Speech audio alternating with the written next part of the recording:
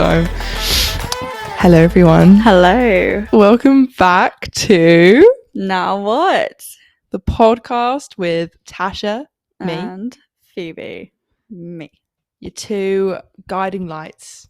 Your, I was going to say Holy Spirit then, but that seems a bit much. A bit much. A Yes. bit much. What's the sitch right now, Phoebes? Where are we at? Why is the location different? Yeah, well, we're at my house this time. I know. It's a bit of a change of scenery for you. Mm-hmm. I hope you enjoy it. We also have my dog in the background. Say hello to Rufus. Oh, you can't see him, but he's there. He's for sure there. So hopefully he's not making too much noise. The reason as to why we're at Phoebe's house is because, as you've said in the previous podcasts, we don't live with each other anymore, do we? No. I live in the heart of Essex, and Phoebe does live in Somerset. The heart of Somerset. The heart of Somerset. She is the heart of Somerset. I am. Heart and soul. So the filming of the podcast will be until the great day that we live together again. That I am counting down the days to. Not that there's a date. I'm just counting down days, essentially. We will be filming at each other's houses. So you'll see this location and the other location that you are used to. Yes. And I hope that's okay with you guys. And if it's not, tough luck. Because it's happening anyway. This is the situation. Yeah. It's also very cold in your house, hence the blankets. I'm actually not that cold though. Are you not? I wasn't cold even before I put on the blanket. Really? Yeah. I'm quite toasty right now. I'm shivering. Well then. But also my house is of course a greenhouse. Yeah. So we're on two different ends of the spectrum really. Yeah. It's difficult. Why am I here though, Phoebes? Not other than to see, of course, my best friend and record some poddies. Poddies. Why am I here? What day is it today, Phoebe Stanton? Today is bonfire night or Guy Fawkes night. Excuse me? That was the fire. Or what sound do you use to replicate bonfire night? Crackle, crackle, crackle. Crackle, crackle, crackle. But together? Do it together. Crackle, crackle, crackle, crackle. There you go. That would sound horrible with the mic, what I Yeah. just did. Yeah. Yeah, it's bonfire night and there is a little celebration, if you will. Mm-hmm. A of- fire festival. Yes, a fire festival of bonfire night. Although actually, realistically, we should be calling it Guy Fawkes night. Oh, that's the same thing, isn't it? Yeah. Mad. That's like he went into Parliament and tried to blow it up. The gunpowder plot. The gunpowder plot. That's Is that what it's true called. though? Yeah. Like that actually, like for a Yeah. fact, happened. It's not like Yeah, no, for a fact. a fable. For a fact. Wow, what a guy. Yeah, I know. Excuse the pun. I won't. That was bad. His name was Guy, and he's a guy. So yeah, we're doing that today. I've never been to this fire festival. You haven't either. No, I haven't. Your brother has. He has. Yeah. Yes. And there's fire dancers. Yeah, I'm face excited about painting. that. Not the face painting. I'm gonna be Spider-Man. I will not walk around with you. Why? It's embarrassing. No, we're gonna get all the ladies if I'm dressed like Spider-Man. All the ladies. And drink alcoholic hot chocolates, which we're very Ooh. excited about. Yeah. Or we also, if you follow us on Instagram, which you should, I don't actually know our Instagram bio. No bio? Profile? No? Username. Neither do I. Got there in the end. What is our username? Do you want to find out? Go follow us on our Instagram, which is nowwhat_podcast. And we post stories and little reels and whatever. But if you are following us, you would see that we managed to get our hands on Chocolate orange hot chocolate from Costa. They are genuinely, if you've never had one, get to your local Costa. We discovered them, I thought first year, but Phoebe informed me it's second year. It was second year. That we stumbled across these hot chocolates. Yeah. And we took our first little sip and we were like, what is this liquid heaven? Whoa. They're hold incredible. on. They are Yeah. fully, like they're Terry's chocolate orange hot chocolates. Do you want to know something? I don't think I ever told you this. What? No. Did you have one before? No. Okay, I was literally going to walk out. I made Walter have one. And he Right. hated it. And this is why we broke up with him or whatever. He was like, I don't get it. He was like, it's just not that nice. And I was like, Every time you tell me more information about this boy, I grow. My fury grows inside of me. I get the hatred. At that point, I was like, You're done. You're done. you're out. That's an ick. Unfortunately. That is a full-on ick. And then it ruined my hot chocolate experience. Yeah, if someone He was doesn't hating like on it. it. And I was like, do you know what? I had enough. Also, if he knows that you love it so much, why would he not Just just lie. like, yeah, Just lie. He's there for your downfall. That's so upsetting. I know. Fuck Walter, guys. Walter, if you're listening, sorry you had to find out this way. Not that you ever like spoke to me really, but fuck you, man. Yeah, so that's what we're going to do tonight. We're very excited for it. We are. We're going to get all cozy and warm and walk around. Because Phoebe and me, if you were to like designate a location to our friendship, what would that location be? Think. What place? The Christmas markets in Exeter. Yes, the Christmas markets are genuinely the best pet. Disneyland is like what? The most magical place on earth? Yeah, wrong. No. Exeter Christmas markets are the go-to spot. They are our favourite place. We lived about 5 minutes away from it last year. Yeah. And we went every day. Single day. Genuinely. I remember there was one lecture in particular. I did Islamic Law and Society in 3rd year. As like one of my modules. You did that. I know. Wow. And there was this guy that I would speak to often. Like he was like the person I would always sit next to and kind of like talk to. And he would ask me every time, he'd be like, oh, so what are you doing tonight? And I'd be like, Exeter Christmas markets every single time. And he was like, what else is there to do? But he was like, I've never actually been. And I was like, get yourself there. I gave him a little wink and I was like, get yourself there. Because you're gonna love it. I feel like we potentially are bigging it up too much. Because like compared to the say like London Christmas markets, it's a smaller London Christmas markets. But what are our you can say the one thing that we got together that we loved, and I'll say the thing that I loved. What did we get? The beverage. Oh yeah, okay. Which we then made for ourselves every single night. But then Tash one time made me that drink and made it so strong that I thought I was going to die. It was the first time that I was recreating it, and I didn't know how much they put in it, so I just gambled for like a double shot.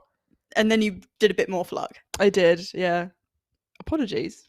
But explain what it is, though. Yeah, so it's a chocolate orange hot chocolate, but instead of like orange syrup, they use Cointreau. So you've got a little boozy hot chocolate, but it's the chocolate orange. It's so good. Because you like have a hot beverage, but then the alcohol sort of like warms you up as it goes down. Yeah. And it's just like yummy. But we were having them like before going to lectures with a little mulled wine. Like I'd sit in lectures like unsure as to my whereabouts. It would be bad. Having a good time. My favourite thing, not only at the Christmas markets but in the world, are the nachos. There's this, I can't even remember what it's called. That's really bad. They're like little wooden cabins that you go through. And each one of those like some restaurants, and then there's little like trinket shops or candles and whatever. This one little Mexican place, they essentially just do nachos and burritos. And you get the chicken and chorizo nachos. I think it's chicken and chorizo. It might just be chicken. I can't remember. But they do it perfectly. There's like the perfect cheese to nacho ratio. The good amount of guacamole. I'm gonna say that. Like spring. Oh, it's just the best thing. It's just my go-to. I don't think I ever went there, and I wasn't even hungry, and I would get the nachos. Yeah. They are so good though. They're just. Yeah. Stop! My mouth is watering. I'm genuinely. I could go for a fucking little thing of nachos right now. I never got them. After hearing me rave about them, yeah, I never got them 24/7, the lead up to the Christmas market's opening, all I did was talk about the nachos. Yeah. And you're telling me that you definitely tried some of mine.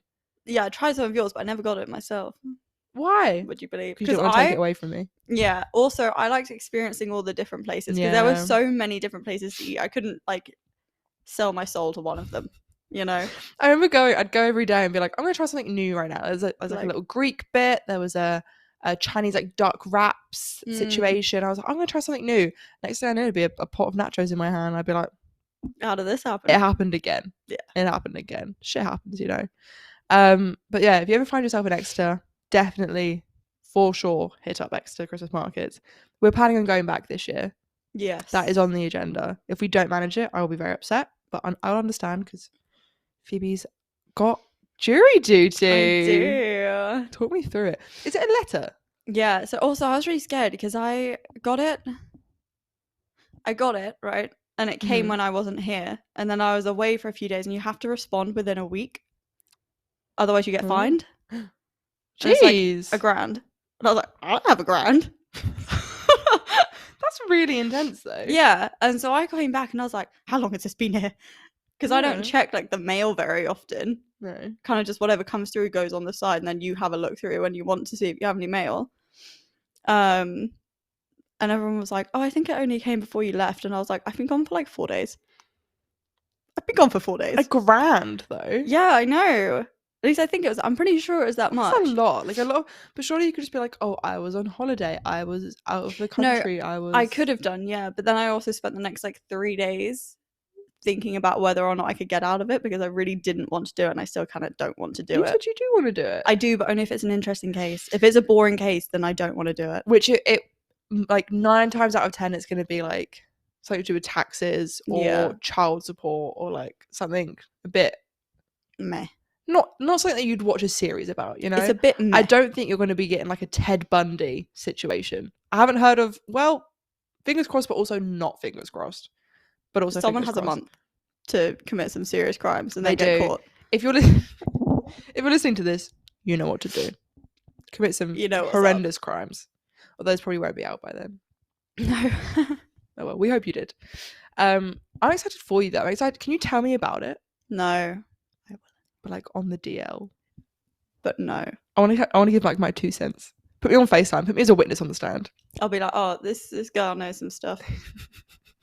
I just want to be a part of it. But I can't even talk to the other jury people about it outside of the. Outside of the thing. I'm gonna want to. What if there's a You really don't know attractive them. guy, and I'm like, what do you think of the case? Well, unless he's gonna tell them, how are they gonna find out? Maybe he actually hates me. Yeah. Maybe this hypothetical man hates me. I think that's a sign to your self-confidence if you're making up a man in your jury and he already hates you. Yeah. That's concerning. We'll get there. Work. Don't you worry. We'll get there. No. Ew. The sound of your nails just then was horrible. Yeah, it was gross. Yeah, so anyway, went on a bit of a ramble. A rantamble. You heard. But the weekend just passed. Was it the weekend just passed? Yes. Yeah. Was Halloween. Happy spooky season, guys. Even though it's over now. Happy Christmas, everyone. Yeah. Although it may be November 5th, it's Christmas time. Though it's been a month today since my birthday. You're 22 and 1 month old. Shut up. I'm 20. 22 I am and 1 20. month. I am 20 years old. 1 month. 1 month. And because it was Halloween, we thought we'd give a little. I wanted to dress up as the guys from Blades of Glory, but I was told that it was too far gone now. So look forward to that next year. But we thought it'd be very interesting to talk about a very special Halloween story that occurred to us last Halloween in the lovely city of Brighton. Yes. But before that, because Phoebe is a ancient history degree holder, pause for applause, I asked her if she knows any fun facts about Halloween that she could share, or just a bit of like info, because I feel like I don't actually really know that much about it. I thought it was like Day of the Dead, like where the old souls can visit you, but it's nothing to do with that. That actually, it links into all the things. And I'm excited. Strapping in, I'll sign off for the next few minutes, guys, and I'll listen to Teacher Phoebe over here, guys. Well, don't know why I said guys like 5 times. Now that as soon as you mentioned it, it started over 2,000 years ago. The whole Halloween tradition. At that point, it wasn't called Halloween. It wasn't? No.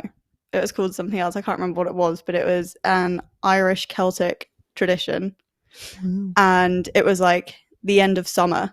And it was the day that everyone thought the veil to the other side was the least strong.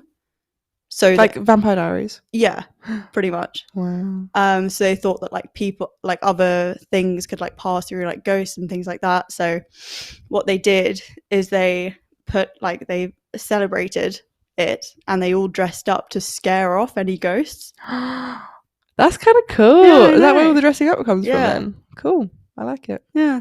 So that's where it started. So it's older than Christianity. How do they know that though?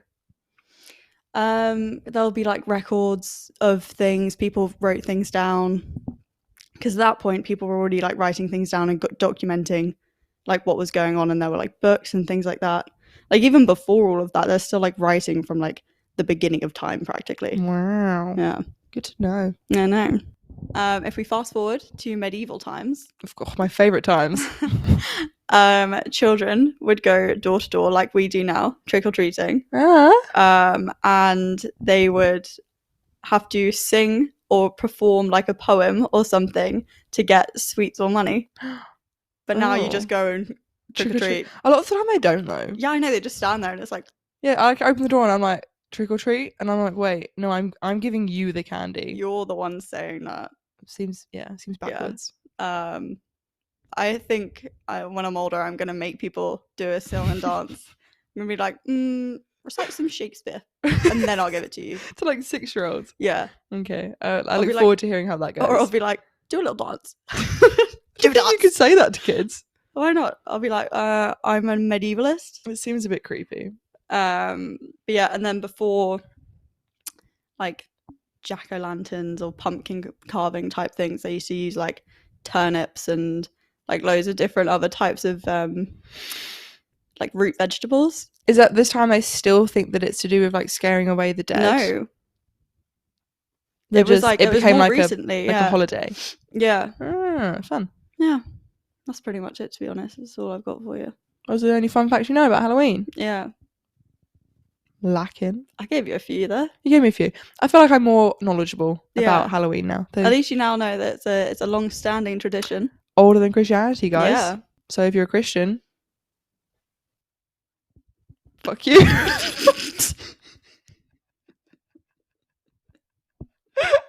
Well, I feel more intelligent after that little lesson from you. So thank you for that. You're so welcome. I feel like you should have like one of those like painting segments where you like paint the history as you go.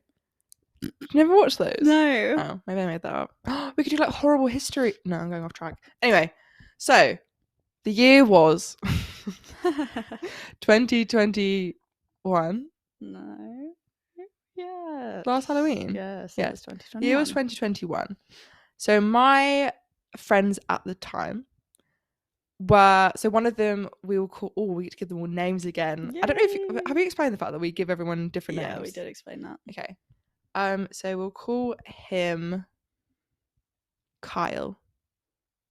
Who is this? Okay, yeah. Sorry. Do the maths. Jesus Christ. So Kyle, hi Kyle. He lives in Brighton. He goes to university there, and so he invited my friend group and I at the time to go celebrate Halloween. And so my friend group are the friend group from home. So I invited Phoebe, of course, because she's my emotional support dog, and I can't go anywhere without her. So I was like, "Hey, Phoebe, do you want to come to Brighton? We're all going to go out to this club. I think it's called like Shoosh. Silly name. Yeah, very silly weird. Name. And it's gonna be really, really fun." And Phoebe said, "I said, hell yeah, but also, no. Oh yeah." I do have a presentation the next day, like the day after Halloween, because the Halloween must have been a Sunday? Yeah, it was, yeah, because it was Monday this year. So it was a Sunday, and literally on the Monday, I had a presentation at like 10 in the morning. And so I was like, I'll come. I'll have a good time. No, originally you said no. Yeah. And so I have this thing where I can't accept no from people. If they're doing something that I don't want them to do, I will try every single angle until I can make it work for them. Yeah. So I was like, Phoebe, you could do this. You could come, and then you. First of all, my of course solution to that was just don't do the presentation, as I would do. Unfortunately, that was not an option because it was graded and it went towards my final mark. And you care about education. Yeah. Makes sense. So I was like, I'm not going to do that. And so I, after some persistence from Natasha here, I was like, okay, let me look at trains and see if there's one that takes me back and gets me into Exeter before the time of my presentation. That's the one. And she was like, okay, fine. So I did a little look on Trainline, and there was one. And I had to leave at like 4 in the morning? 4 in the morning to get you there for like 8, for you to then sleep for probably like an hour. Send my presentation off to the man, and then get myself ready and go give a presentation. Yeah. So backstory. Now continue. So that was the plan, right? The plan was go out, go clubbing, be out all night, essentially. Phoebe then gets on a train straight after, goes home, sleeps, does the presentation. I stay in Brighton and get the train home the next day. Yeah. probably about 2 days before Halloween, I'm like, oh, Phoebes, I feel really unwell. Yeah. Like really, really sick. And Phoebes are going, Tash, no, I feel that way too. Yeah. And we're both feeling really, really, really sick. Do you know what it was after? What? It was after McDonald's. It was. Yeah. It was. We both had it. So we were convinced we had food poisoning. Yeah. But it lasted days, which isn't usual. No, like that's not food poisoning. No. So we were like, something's really, really wrong. I have like a massive fear of being sick, that like a metaphobia. So I felt nauseous, which is at the end of the world for me. I was then having like constant panic attacks. I was so scared I was going to be sick. I think I was then this time I wasn't being sick. No, yeah, I don't think I was actually sick. No. And it was just bad. So I ended up getting medication from the doctors, like anti-sickness pills. Phoebe's stomach was just like not feeling good at any given time. So she was taking medication, but we were so determined to go. In hindsight, we definitely should not have gone. Yeah, no, we should have just There was stayed no reason for us to go. No. But we were like, no, we're young. We want to go out. We want to do this, whatever. I was I was Captain Hook, but without the hook. And Phoebe was Tinkerbell. Yes. And it was a great little couple's costume. Okay, we worked hard on those. Yeah. So we get on the train, the entire train ride. I was sitting there like trying not to chunder. Phoebe's sitting there like her hands over her stomach, but we're like, no, it's fine. It's fine. Good. We're good. We got this. We arrive in Brighton. Did we get picked up? No, we met them at a pub and we walked down. Yeah. We went straight to a Spoons and started drinking. Immediately just started drinking. And I'm sitting there going, this is awful. Bad decisions. Awful. Yeah. And this was like a fair few hours before we were even going out as well. Yeah. Go back to, what was his name? Kyle's house. We all get ready. Everyone's sort of doing pre-drinks. I'm drinking a bit less than everyone else. You're drinking probably more to like numb the pain. I'm super scared of being sick, so I was like, I don't want to get drunk as well as feeling nauseous. Yeah, because that's a bad mix. Yeah, which I probably shouldn't have drank at all. That was all fine though. I felt like we were enjoying ourselves. The getting ready process was fun. Yeah. We then sat around, we played games, we had a good old time. Yeah. We then all get Ubers to go to Shush. Well, actually, that's a lie. We tried getting a train, but then the trains were like either delayed or just not coming. We walked to the train station. Ran. It was also a storm. Yeah. That's a big thing to mention as well. All of this is happening in October 31st in the middle of like a windy, rainy, horrible storm. Yeah. And it's Halloween and we're girls. We're wearing fairly little clothing. Yeah. Not coats, no jackets, nothing. A hoe never gets cold. Yeah. The good old saying. So then we end up going from like a train station to a bus station, and then we end up getting Ubers all to the thing, which was a ridiculous amount of money. We arrive at Shush, and we go for ages. Shush is also like on the beach. Yeah. So it's like, if you know Brighton, then it's the like you have the like almost like the walk along. Boardwalk. Yeah. And then you have the shops below that. And under there, where there are like restaurants and everything on the beachfront, then there was the club as well. Yeah. I know that doesn't make sense unless you've been to Brighton. I'm sure if you've been to Brighton as well, you know where Shush is. Yeah. But basically it's on the beach, which is relevant because that means it's 10 times windier and just like aggressively coming at you. Yeah. Anyway, so we've queued up for like a little while. Wasn't something wrong as well? Like there was a reason that I was scared I wasn't going to get in. I remember it was like, maybe it was to do with COVID passes or something. But I felt like I was oh no. It was because Kyle had gone first and he has like an addiction to Sudafed. So he had a Sudafed pump in his bag or his pocket or whatever. And the bouncer was like, you can't have this. Like in case there was like Coke or something inside of it. Yeah. And he was like, it's just Sudafed. And he was like, no, you can't have these. And my bag was chock full of Pepto-Bismol, my little Peps, which are like anti-nausea things that you can chew. Because that was the only thing keeping me going. Every time I took a sip of a drink, I'd pop a Pepto-Bismol and chew on it. It was pretty bad. So I was so stressed that he was going to take these Pepto-Bismol, but I like hid them under my I think I hid them under like some tampons. Yeah. So that because like male bouncers would like never move it. Check on tampons. Yeah. Anyway, we get in, we all go get drinks, and straight away I take one sip of a vodka lemonade and I'm like, Absolutely not. I'm done. Yeah. The rest of the night, I drank nothing but water, which was so depressing on Halloween night that all I can consume was H2O. You also were sat down for a lot of I it. was sat down. There's like the dance floor sort of over this way, and there was a little like poof area with a poof, I'm gonna call it. And I was just sat. I was so convinced I was going to be sick. I was also texting my mum the whole time, like, Mum, something is wrong. I am dreadfully ill. Like, I don't know what to do. She was trying to get me to go to a nearest hotel. She was just like, go to sleep. Do you need me to drive to Brighton, which would probably be like a 3-hour drive at the time? And she was genuinely getting ready to drive, which, bless her little heart, that was really sweet. So I just felt awful. And then I also was so concerned that Phoebe, I just chucked into this group of people that she didn't know, and I just had ditched her essentially to go to sit down and try not to be sick. But every time I looked over, she was just like, you were smashed.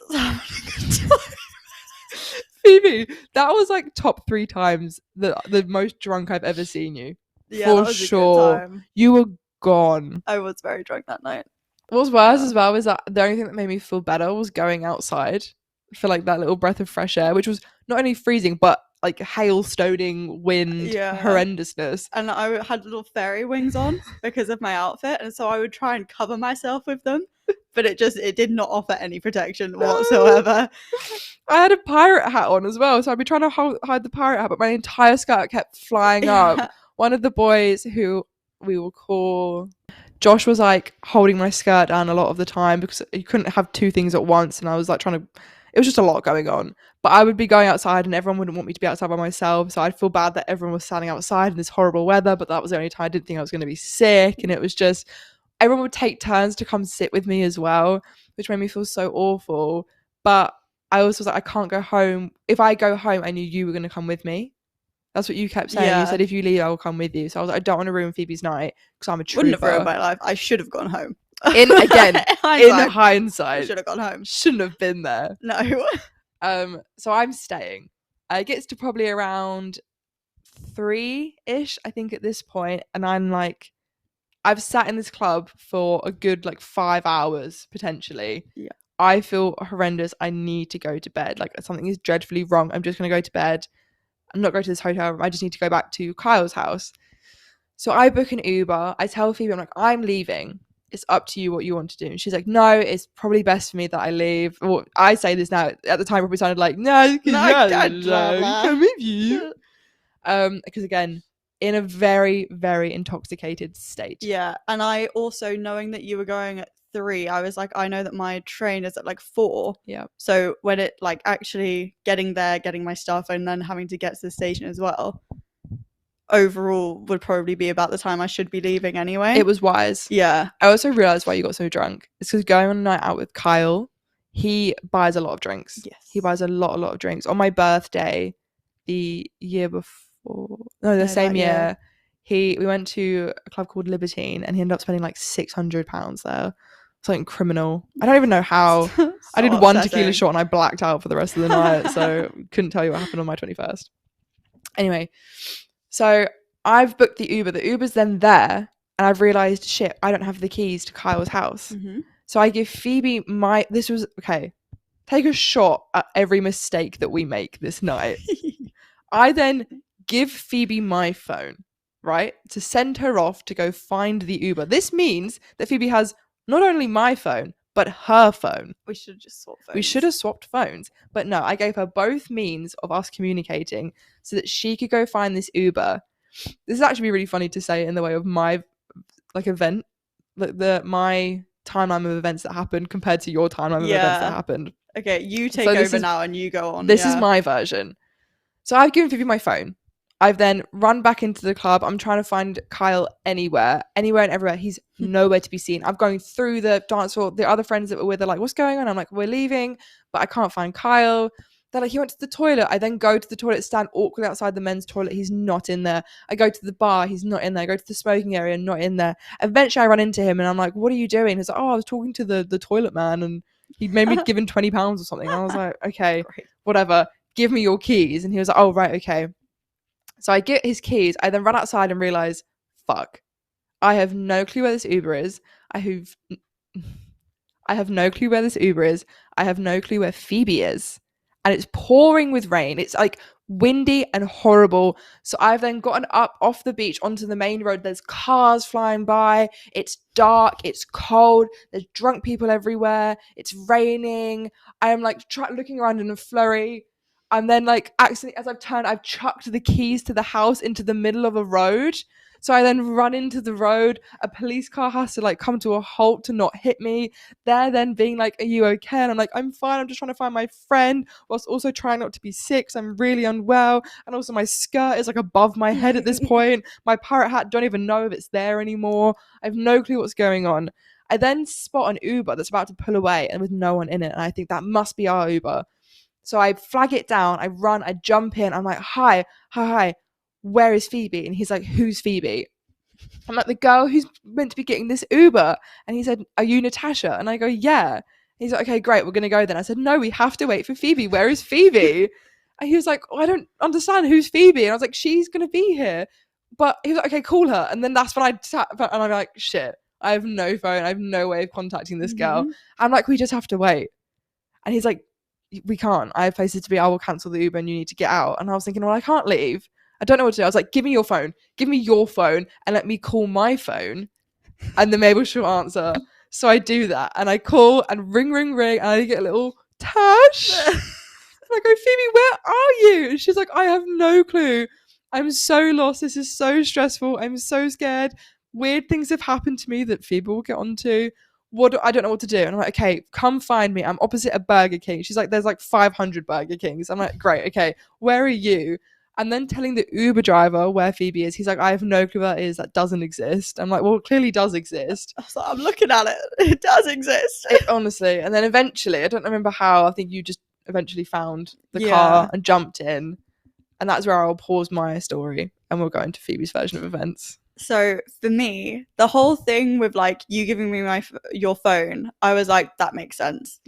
I was like, I do need to find that Uber, and the only way to do that is to use the phone. And then I just maybe forgot that I had a phone myself and didn't put together like, oh, how will we find each other? It was like, no, you'll find it. Don't worry. Yeah. So I run off.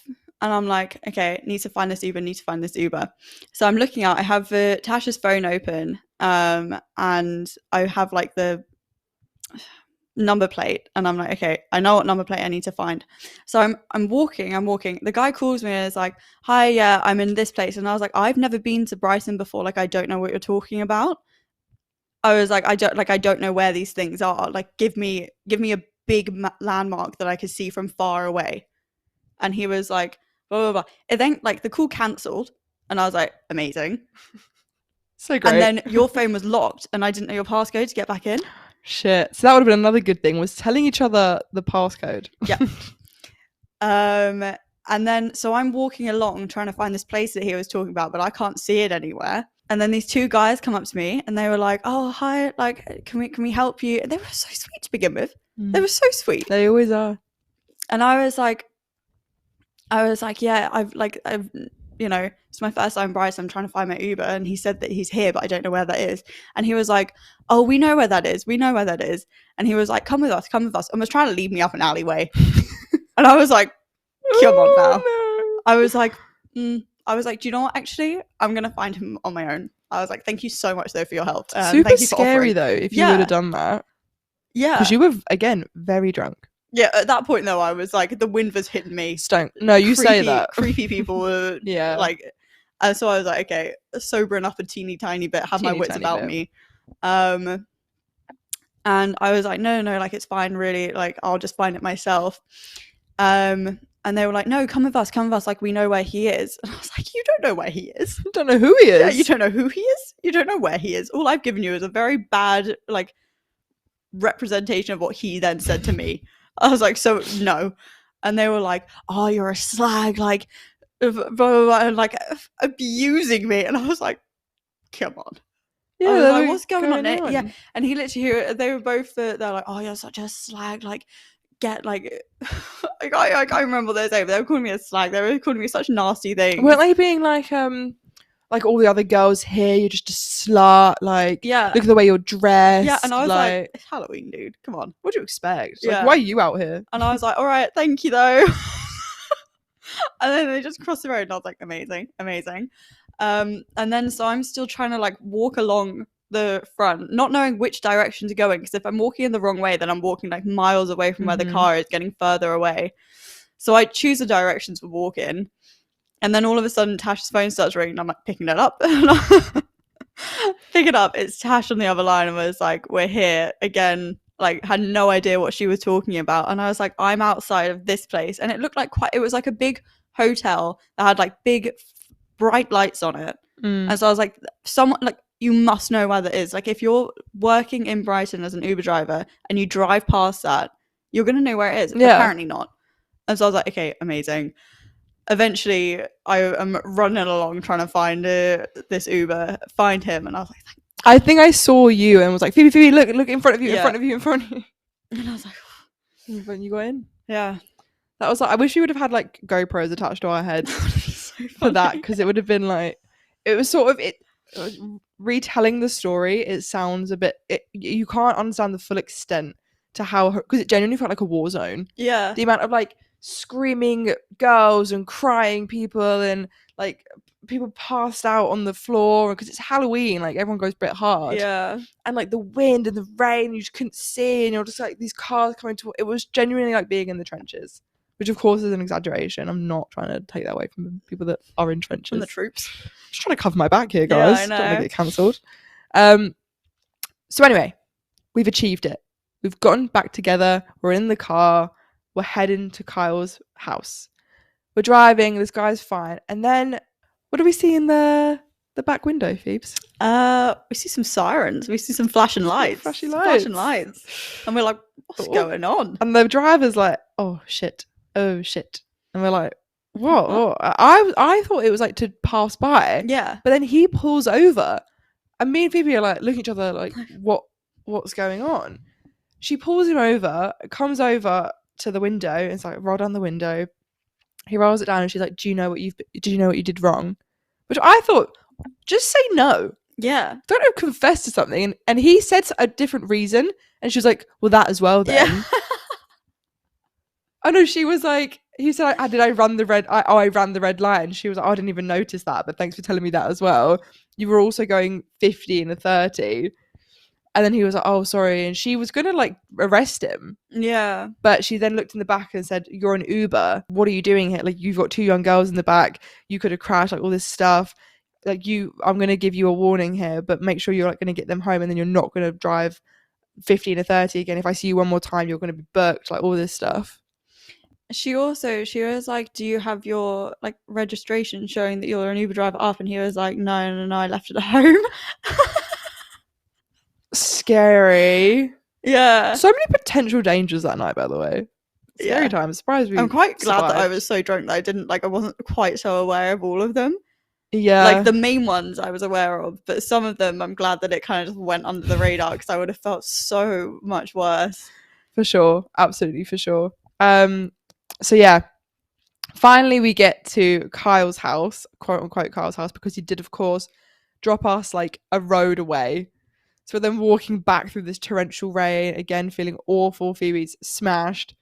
Get into the house. I get straight into bed. I'm not having any of it. I feel awful. I feel sick. Phoebe, I'm watching Phoebe pack. I'm like, I have one eye open watching this girl trying to pack up her shit to leave, and she's stumbling. She's packing, unpacking, repacking, chatting to her shelf, chatting to herself. And I'm watching her thinking, Phoebes, no, man. No, there's no need for you to do this. And I'm saying, Phoebes, just miss the presentation. You're not in a condition to get on public transport for like 5 hours to get back. Like, there's no need. And she was like, no, I've got this. And my mum's still texting me being like, is Phoebe going? I'm like, yeah, but I really don't think she should. She then FaceTimes me and is like, put me on the phone to Phoebe. I give Phoebe the phone. And my mum's being like, Phoebe, don't do it. Just go to bed. It's fine. And she's like, no, Nikki, look, it's fine. Look, I'm not even that drunk. That's how you know someone's drunk, is like when they say, I'm not even that drunk. But you were looking at me talking, stumbling. Yeah. I was putting on my shoes, I was just falling, and I was like, yes. I was so worried. I was genuinely so, which kind of was good because it distracted me from how horrible I felt. There we go. It's doing the Lord's work. But then eventually I salute her off and she's out the door and she's gone on her adventure, and I think I'm probably never going to see her again. That was the last time I'll ever see Phoebe Stanton. It was a scary, I don't know why you did that. I think also because I then had to lock the door and put the keys on one of the like wheels. The wheels, yeah, so that the other friends could get inside the house. Yeah. I then have to text another one of Tash's friend, Lacey, being like, it's on the like back wheel of the left on the hand side, like, and then I have to like jump in my Uber and get taken to the train station. Oh, that's another thing. The Uber, I think in the end cost me like £80. The one that we got back and got pulled over with the police, and it cost. I would have complained about that. And it was like so much money. I would have complained. I would have got my money back. You get your money back from every sort of transport ever. Yeah. But I was in no state to be complaining to people. I just wanted to die. Anyway, so you leave the house. Yeah. Then this is like a whole nother dreadful trench horrible story. Or is Phoebe's journey from Brighton to Exeter. Action. Stop. Leave the house, put the key, text to Lacey, get in my Uber, and the guy talking to me, and I'm sat there and I'm like, I am in no condition to be having a conversation. I need to focus on getting home, and that's it. Get to train station isn't actually open for another half hour, so I have to sit outside in the pouring rain in the cold. She is no longer in a Tinkerbell suit. No. So I've changed and I have like trackies, a hoodie, a big coat, and like, so I'm in a more stable position to actually be traveling and out in the cold, but it's still not great. So I get to train station, it doesn't open for another half hour. So I'm just sat outside, like shivering. Bless you. And I'm texting like one of my other friends from home. And like telling her about like the evening, and then I'm just like, okay, I'm actually gonna go now because I'm like, I just need to conserve my energy on my phone because there's like not much left, and I need to. So I'm just sat there, no entertainment, no nothing, and I'm just like, just your thoughts. It's a good time. It's a good time. And then finally, I'm allowed into the station. I get another seat and I wait for my train to come in. I then get on that train. And then all of a sudden I get this like overwhelming sadness. Very right as well, like the whole time I and my mum have been texting you. Yes. See, your mum didn't start texting me until like halfway through I got on my first train. Sorry, I apologise. I then just start crying. And it's quite a busy train. And so I'm crying and I'm sat there and I'm like, I don't even know why I'm crying. There was no reason. I think I was exhausted and I was drunk, and those were two things. Like sobering up, getting hungover, so tired, you're like cold, it's been a stressful time. Yeah, I know that literally in like 4 hours I'm going to have to give a presentation that I wasn't that ready for. You still weren't like completely well either from like your stomach. Yeah, my stomach was still in agony. There were so many things, and so I started just bawling my eyes out on a busy, crowded train. And people are just like turning, looking at me and just awkwardly turning away at it again, and I'm like, I'm not even mad about it. It's like 4 a.m. Yeah.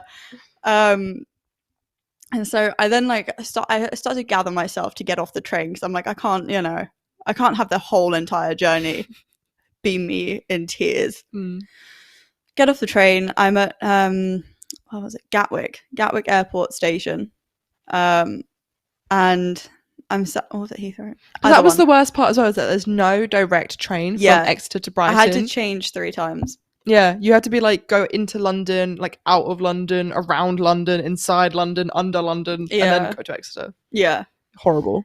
So I get off the train and I'm feeling a bit better, and then all of a sudden it comes over again and I start like audibly bawling my eyes dry out. heaving, crying. Like it was aggressive crying. And there was like 2 other people on this platform and then the people that worked there, and I really needed a toilet then at that point.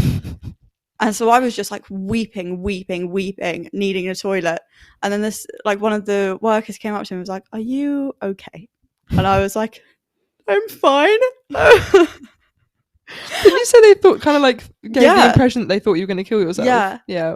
Because you're on And a that's train happened track twice now. You're on a train track crying. You're going to assume the worst Yeah. with that one. Yeah. And that's not the first time that's happened where someone's just assuming I'm going to kill myself because I'm crying on a train. I can't say I've ever cried on a train. It happened far too often to me, actually, to be completely honest. Have you feel like comfortable and safe there? I don't. I think I'm just on trains too often, or I was, but yeah. So I'm crying. This guy is like, "Are you okay?" And I was like, "I'm fine." I was like, "Is there a toilet somewhere?" And he was like, "The closest one is like in the airport because all the other ones are closed." And I was like, "I'm not gonna make my train." And he was like, "Come use the staff one. Come use the staff one." And I was like, "Thank you." Thank you to whoever you are out there. Yeah. And so I go into this like man's little office. And I was like, this could be potentially dangerous, but I really need the toilet. So and so I go, I have my little pee. Have my little pee. Sorry. And then he like brings me a bottle of water when I come out, and I was like, thank you so much. At this point, I still have tears rolling down my face. I'm not like crying quite so audibly because I was like, I've had to have a conversation. This is a bit embarrassing now. A little bit.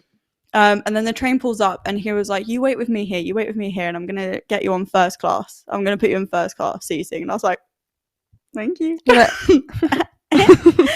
And then he talked to the woman on the train and was like, can we put her in first class? Like, she's had a really rough night, I think. And she needs to, like, she is getting back home. Can we just put her in first, and can you like look after her on the train? There's some good people out there. There really are. That and she was like, safe. yeah, of course. And she was like, what stop are you getting off at? You can sleep, and I'll like make sure that you wake up. Aww. And I was like, I'm gonna start crying in a second, guys. Please. And I was like, I'm getting off at Reading. At Reading? Yeah, because I had to. That's what I mean. I had to go there, and there and there. Such a hazard. So painfully long. Not hazard. Hassle. And so I get on this train, I'm again crying, and then all of a sudden I fall asleep. And then next time I wake up, I'm surrounded by businessmen. Oh yeah, because it's like a morning train. Yeah. No. And so I was like, bear in mind, you probably have like mascara I down did. your And like a very puffy red face. Mm-hmm. Perfect for a presentation in a few hours. And then stop crying, get off that train, finally get on my last train, and I get into Exeter. I fell asleep again on that train. Good. Get into Exeter, have to literally had like half an hour sleep, sent off my presentation before that. So it looked like I was up at like 8 a.m. getting ready, but actually I just got in. You just got in from Brighton. Yeah. Had like a half hour, 1 hour nap, and then was like slapped myself awake and was like, let's get it. I remember waking up as well and being like, I'm sure she missed it. Like, she must have. She sounded like she had a horrible time. My mum, who had been messaging her, being like, I hope you're okay, been messaging me, being like, I don't think Phoebe's doing very well. So I was like, for her own like sanity, I hope she missed this presentation. Oh no! Oh, absolutely. Snapchats of her walking like puffed face, barely slept, like still like some mascara remnants under your eyes. I'm like, you walking like wired. Yeah. Because didn't you like chug coffees? Yeah, so I got a Red Bull. Before that's the one. Like I got into the apartment, and I put it in the fridge, and I was like, I'm ready. Oh, I'm so prepped. And then I got another one when I got up to uni. You're a better man than I. I know. I know. Okay. I then like stomped my way up to uni. Stomped my way. Gave my little presentation, and I got first. Thank you. Honestly, you amaze me. Yeah, it was horrible. You're incredible. You are like no other. I would have stopped the second I had to get on the train. I wouldn't have even booked the train home. No. That is amazing. I can't understand how you did, knowing how you looked before you left. I do not understand how you did that. Neither do I. The maths ain't mathing for that one. No, I have a photo in my phone of my train journey that I must have sent to you. I'll post it if we can find it. Yeah, I know I can find it, but it's my face just red, puffy, mascara down my eyes. And all it says is, got put in first class accommodation because I was crying so much. Silver linings. Silver Silver linings. linings. Yeah, so that was a lot. And what's even worse as well was that it's not even like she could have then gone home and then like me come back and like looked after you. Oh no. I then was so ill. I woke up the next day so ill. I then got in, two of the people were driving home to where my mum lived. So I, instead of going on the train to Exeter that I'd booked, I then just got in the car in the backseat and passed out, got driven home, and then was really I don't think I came back for like a week. No, you didn't. I was alone next to her for I like was a week. really, really unwell, and that's still been we don't know if that was like an actual illness, if that was like anxiety induced illness. I don't know. I went to the doctors and they were like, beats me. Yeah. Don't know. Weird, isn't it? Yeah, so that was Brighton 2021. An eventful. It was fun though. The music there was fun, really good. We've said like we'd like to go back again, but we've said we'd like to go back again, but I do think that we both have PTSD from that night. Yeah, I mean, I'd definitely go back, but it would be a completely different situation, wouldn't it? Because I don't want to get like a brunch there. Yeah. I want to be a bit more classy, yeah, you know, and then get into the mayhem that is the nighttime. Yeah, it was a lot. It was definitely a lot. But worth it. Like the music was really, really good. The vibe was really, really good. The bits where I sort of took turns. I wasn't on the seat the entire night. No, you weren't. I occasionally would pop up, get a bit of like energy about me, get on the dance floor, like awkwardly move because I felt so sick. And then I'd do like 10 minutes at a time and then like an hour sat down. Yeah, I was proud of you. In those 10 minutes, I was very proud of you. To be fair, Kyle said to me, he was like, I don't understand how you did that. Yeah, like you were really unwell. I don't know how you managed that. So between us, big ups. We're impressive people. We are pretty incredible. Women. Hey? Women. So yeah, that was Halloween 2021. Good times, good vibes. And I also want to give like a bit of a shout out to that group of friends and be like, cheers for that. Because you made, as much as I felt awful, the fact that everyone sort of took turns coming to sit with me, and then they'd like take their turn to go into the dance floor and checking in on me, getting me water, everything else. Also like looking after Phoebe, who they'd never met before, and just like taking her in. That was like very nice of them. I'm not actually friends with them. Well, I'm like friends with a few of them, a couple of them individually. Yeah. But we were like a big friendship group, which is a story that I can tell, but maybe another time. Which is a very juicy story actually. Phoebe wants me to tell that story, but maybe in a few moons time. Yeah. Yes. We thought it'd be a good thing to talk about is the idea of how like people who go to uni try so hard to cling on to friendship groups that you have from home, and it's perfectly normal to not maintain those. It's great that if you can. Yeah. Amazing. Like some people that are still friends with their like primary school friends. Incredible. Amazing. So good for you. Yeah. But I think it's sort of deemed bad and like a failure if you don't maintain all these friendships that you've had since you were young. But you're growing. Yeah. And we've spoken about that a lot, how the difference between people that go to university and not go to university. Yeah. It's like there's just like such a massive difference between like how you then like grow from like the age of like 18 when you join uni until like you leave at like 21, 20 or whatever time you leave. It's just such a different experience to people that have like stayed at home, say like doing work or even just going to a different uni. Completely different experiences per university. And it does just make you different because you're having different experiences, and people change and grow in completely different ways. And like if you don't go in the same way as people that you were once really good friends with, and that's fine. Like you can thank them for being in your life and like be grateful to them while they were there, but also you don't have to like cling on and like force a friendship and relationship with someone that like actually you just aren't that similar anymore. No, like it's so normal to grow apart and to become these and grow as people, and it's great if you can grow together, but it's way harder to do that. And I think the difference between people that go to university, you're living alone, you're independent, you're away from your family, you're like fending for yourself, you're taking your whole education, your whole life into your own hands. Whereas people that I know that stayed home, for instance, and worked from home and still lived under their parents' roofs and their food was all bought for them and whatever else, they're completely different people. Because when you are around these people that you went to like that you spent your younger years with, you revert back to your younger self. Yeah.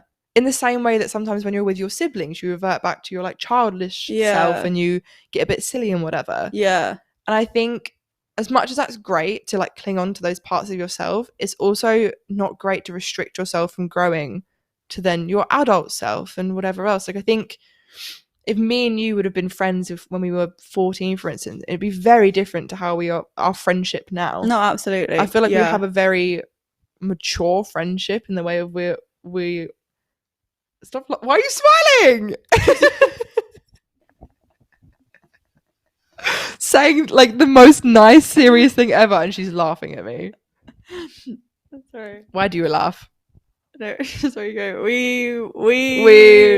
No, I mean in the way of like we are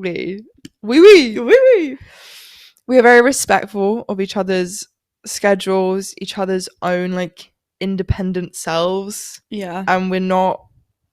I don't know. It's hard to explain, but I think it's the friendship I had with you and have with you. Not that we're not friends anymore. The podcast has got between us, guys. Yeah, jeez. Is very different to the friendship that I've had with a lot of other people that I've known from home. Yeah, no, I agree. I agree with that. Like it. I feel like also because we're at like a similar stage in our lives, we can relate to each other on like almost every single level. Yeah. So it's like just inherently we'd be a bit closer because of that. Yeah, whereas like some people, so like the friendship I had with Lacey, who she didn't go to university, she just went straight into a full-time job. And it was very, very different to like the one that I had with you in the way that we could communicate and whatever else. And we're not friends anymore. But I think that was partly due to the fact that I didn't know this when it was happening, but I did find myself reverting back into that 16-year-old Tasha mindset of we spoke about a lot about drama and what was going on and who did this and who did that. And it was very like selfish in the way we spoke as well. Like she spoke a lot about herself, I spoke a lot about myself, and it just is very different. And we stopped being friends. I remember thinking, oh, this is weird, like we're not friends, we've been friends for so long, but it's fine. That's life. People grow apart, you're just not friends anymore, and that's fine, absolutely fine, because it's just that you needed to do that in order to become your next person, your next stage. And I also think it's more natural to like move on and like kind of move through life with like different people rather than like clinging on to like every single friendship you've ever made. Yeah, because like sometimes it just like doesn't make you feel good being in relationships and like situations and like different friendships. Yeah, for sure. Because it's like you like some like friends I know, if I like spoke to them now, I'd be a bit like, oh geez, like this still. Yeah, I think I have like this group of friends that I have that I've known since I was 5, who we went to the same primary school, junior school, and we separated when we went to different high schools. They all went to the same one, I didn't, apart from me and this other girl. Our parents are all still kind of friends, and they meet up every now and then, and they try to get us to meet up, and we did it once, but it does and I would like to. There's no hate to anyone. Like I enjoy those meetings because it's nice to have that. It's nice to reminisce on your old days and have that touch of your childhood. Not that it's part of my everyday life, but like a once a year meeting of being like, oh, we're still here, 20 years later. And like what are you doing now, kind of thing. Yeah, it's a good time, and I enjoy that we do. As much as I haven't gone to the past few, and I feel bad about that, I like the fact that that's the thing that I can do. And even with high school people, if I bump into them, I'm not going to be mad about them. There's no bad blood. There's no negative what's the word I'm trying to go for, like negativity around it. But it's just like accepting like that was that part of my life that's done now, and that's okay. And I think that's a really good thing to tell, like for people who are just going to university, who maybe you have friends back home that you're trying really hard to stay in contact with and trying to go home all the time and maintain that relationship, and you might not enjoy it as much. You might be like, this isn't the same. It's fine to let that go. Sometimes prioritize making new friends, because you're going to be in your like university city for the next 3 years. Like I know, like I'm so glad that I kind of prioritize like making friends with you and like staying do you rather than like constantly like going back home and like seeing my friends all the time, because like as much as I still love some of them, you know who you are. Figure that out amongst yourselves. It's also like I don't feel like it was natural to like stay friends, because we all changed so much. Yeah, it's just life. It is just life, and it's okay, and it doesn't have to be this horrible thing like I'm scared to bump into them now that we're not friends and whatever else. Like just putting that in its little box and labeling that time, that chapter of your life, and being like, that was great, that was such great memories, and I'm really glad that happened, but that's not me anymore. That's not the person that I am. I'm not like, with that group of friends, I was out all the time. Like last summer we were coming home at like 8 a.m. most nights and mornings and doing that whole thing, and it was great and I loved it. But if I tried to do that now, fucking hell, I'd be written off. I would be written off. Even third year, me and Phoebe would go out, and like say on a Friday night we would go out, do whatever, be out until whatever time. That whole weekend, we'd be recovering. Gone. You would not like that. We wouldn't see each other on the Saturday, and then the Sunday we would spend in our living room just watching shows and movies, and that's it. That would be our entire weekend. It would be the Saturday, we would text each other being like, you alive? Yep. You alive? Yep. Want some food? Yep. I'm ordering delivery. Do you want anything? That was it. And like you might see the other person if they drop off your delivery. Yeah. That was about, or like you both went out to get water at the same time. But again, that's like another thing that I think is reflective of a mature relationship, is that we didn't feel the need to force ourselves into each other's rooms to discuss the night before and be sitting there really gross. Like we respected our own time. We liked our own time. We liked to recover that Saturday and sort of mong out. But yeah, I just think that those kind of friends, I think if you've just left uni and you've left the environment that you've been used to, that you know you've been with your friends and you're used to like going to each other's rooms on a night out and whatever, and then you go to university and it's all very different, and maybe you don't like that anymore. Maybe you like some people, I'm sure, still like going into each other's in which rooms. case you will find people that want to do that as well, and that's great, and maybe your old friends still want to do that. But I know for me personally, I just really value that time after a night out, that I feel awful, I feel gross, I feel hungover, and I want to sit and mong out with my projector on and a 3-liter bottle of water and just attempt to not die. Yeah. And occasionally text Phoebe to check in. And that's to make sure the other person is still alive. And if that's you, don't force yourself to, you know, fit the old ways that you were used to and be the person that you were used to. You need to grow. In order to sort of be a person, you grow, you progress, you have these new things. And I feel like maybe we're not explaining this very well, but I think the gist of what we're trying to get at is, don't feel as though you need to force friendships when you go to university from home. Don't feel like you need to bring all that, because you can still have those memories, you can still have those good times, you can still be really happy that you had those experiences with those people. Appreciate the friendships that you had, because like at one point they were, and like those memories are still really important to you, but it doesn't mean that you need to like force yourself to be maybe like not as like happy in a relationship and like friendship with these people, because you don't need to, and it's like it's healthier to like grow and like grow apart.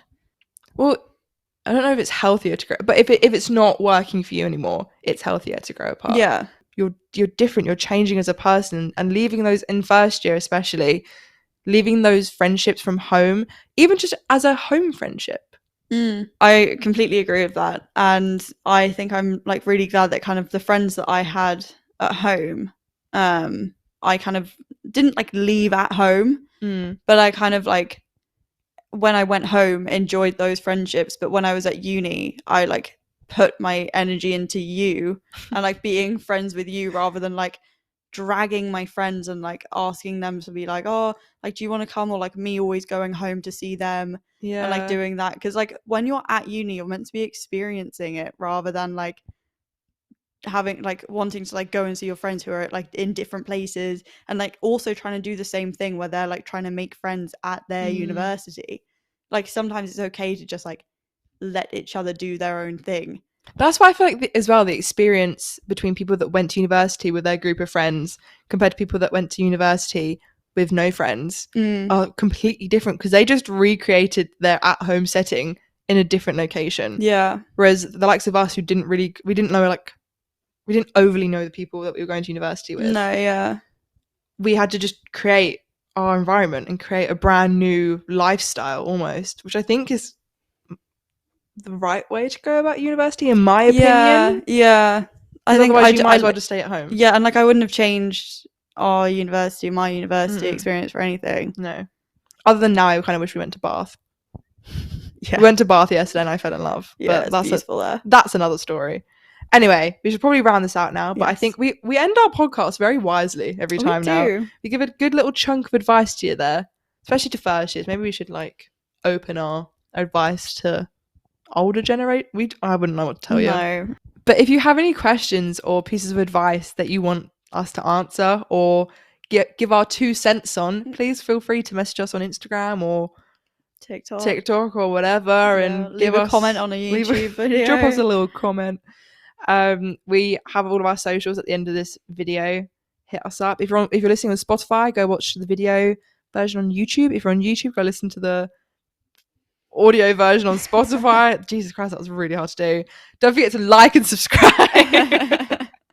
Or don't. We don't really care. And yeah, we really hope you enjoyed this episode and learned a little bit more about us and our Halloween and feeling all spooky. Thanks for listening to the Now What podcast, guys. Bye. Hope to see you soon.